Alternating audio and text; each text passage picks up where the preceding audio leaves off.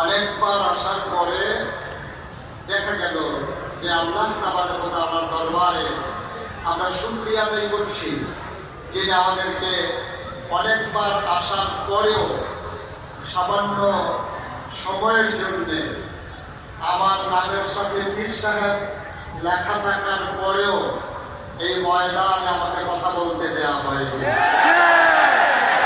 হৃদয়ে আমার কোনো ক্ষোভ নাই, কিন্তু হৃদয়ে আমার আকুতি আছে, মাওলার দরবারে আমার মিনতি আছে।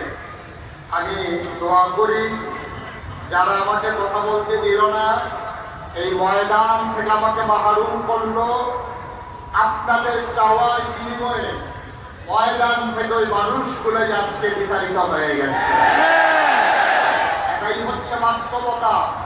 জাতি যখন কথা ভুলে যায় তখন তাদের ঘাড়ে এসে ওই জগদ্দল পাথর চেপে বসে আর ব্যস্তয় চলে আসে গোটা শ্রেণীতে। আর এর থেকে যারা শিক্ষা গ্রহণ করে তারাই সোনালী ভবিষ্যৎ নির্মাণ করে।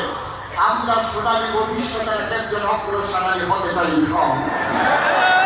আল্লাহ আমাদের সবাইকে যেন কবুল করে, সবাই করে আমিন। বন্ধুগণ, আল্লাহর খাস মেহেরবানি, আল্লাহ অনুকূল পরিবেশ দিয়েছেন, মনোরম পরিবেশ দিয়েছেন, সুন্দর আবহাওয়া দিয়েছেন। বাংলাদেশের মানুষ আজকে প্রাণ করে নিঃশ্বাস নিতে জানে, ওরা আনন্দের হিন্দুরা অবগাহন করে। মসজিদের মেম্বারগুলো আজকে কোরআনের আলোচনা আবার কেঁপে ওঠে। মাহফিলের মঞ্চগুলো আবার যেন ওই সিংহের ভেতরে নতুন করে আবার কেঁপে উঠতে শুরু করেছে। আর সিংহ সড়কেরা ওটা ময়দানে ইসলামের প্রতি উদ্দিন করার জন্য তাদের অপেক্ষায় প্রহর গুনছে ইনশাআল্লাহ।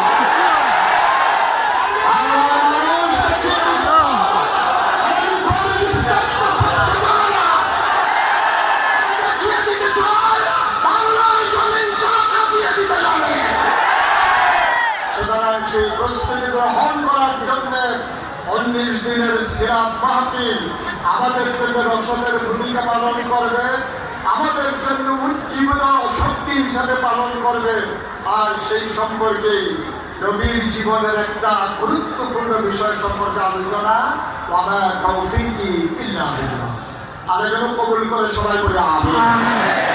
বন্ধুগণ, আল্লাহ তাবারক ওয়া তাআলা মানুষ বানিয়েছেন লক্ষ কোটি বছর আগে। এই দুনিয়াতে মানুষ ছিল না, এই দুনিয়াতে ছিল জিন আর ফেরেশতা। জিনারা মারামারি করলো, কাটাকাটি করলো, ঝগড়া বিবাদ করলো, আল্লাহ রাগ করলেন। ফেরেশতা পাঠিয়ে জিনদেরকে পিটিয়ে আল্লাহর জমিন আল্লাহ খালি করে দিলেন। এবার বেঁচে অ্যাসেম্বলি কল করলেন, সংসদের জরুরি অধিবেশন, ওরা পৃথিবী নিয়ন্ত্রণের জন্য, রাষ্ট্র পরিচালনার জন্য সকল জায়গায় এক একটা অবকাঠামো আছে। বাংলাদেশে যেমন সংসদ, ভারতে যেমন লোকসভা, ব্রিটেনে যেমন পার্লামেন্ট, আমেরিকাতে যেমন হোয়াইট হাউস, আপনার সৌদি আরবে যেমন মজলিসে শুরা, এমন করে এক এক দেশে এক একটা অবকাঠামো আছে। আফসোস হচ্ছে আল্লাহ তাবারক ওয়া তাআলার একটা সংসদ আছে, সেই সংসদ আর বাংলাদেশের সংসদ হিসাব করে দেখা যায় আকাশ পাতাল তফাৎ। বাংলাদেশের এই সংসদের ভিতরে ভালো মানুষ যেমন আছে ছিল, খারাপ মানুষ ছিল নাকি ছিল না? সুদখোর, মদখোর, ঘুষখোর, রক্তকি, ডাকাতি, এই বাংলাদেশের সংসদ কলুষিত হয়েছে ওই মানুষগুলোর মাধ্যমে, যারা মোটেও বাংলাদেশের বিরাট শতকরা ৯২ জন মুসলমানের সেন্টিমেন্টের সাথে যায় না। সংসদকে অনেকটা আপনার খেলার ঘর হিসেবে, তাসের ঘর হিসেবে বানানো হয়েছে। অথচ আল্লাহর যে সংসদ, সেখানে স্পিকার হচ্ছেন স্বয়ং আল্লাহ, মেম্বার অফ পার্লামেন্ট হল সমস্ত ফেরেশতারা। সুবহানাল্লাহ বলবেন না? আল্লাহ তাআলা ইমার্জেন্সি অ্যাসেম্বলি কল করলেন, সংসদের জরুরি অধিবেশন, স্পিকার হলেন স্বয়ং আল্লাহ, মেম্বার অফ পার্লামেন্ট সমস্ত ফেরেশতারা। ওরা জানতে চাইল, মাওলা ও রব্বুল কারীম, কেন ইমার্জেন্সি অ্যাসেম্বলি কল করেছেন, কেন তাকে পাঠিয়েছেন? আলোচনা হয়েছে লক্ষ কোটি বছর আগে, ১,০০০ বছর পরে ওই নদী আসার পরে ১,০০০ বছর পরে চলতির সিরত ময়দানের মানুষগুলো আলোচনার আলোচ্য বিষয়টুকু যেন জানতে পারে।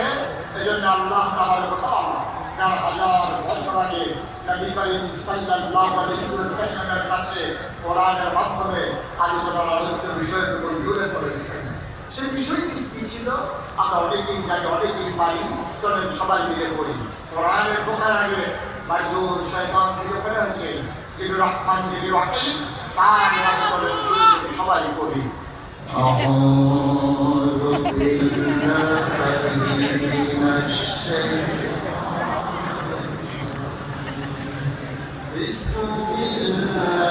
বিসমিল্লাহির রাহমানির রহিম। ইন্নী জাইলুন ফিল আরদি খলিফা। আল্লাহ বললেন, ও ফেরেশতারা, আমি একটা কওম, আমি একটা সম্প্রদায়, আমি একটা মানুষ বানাতে চাই যাদের পরিচয় হলো তারা আমার খলিফা।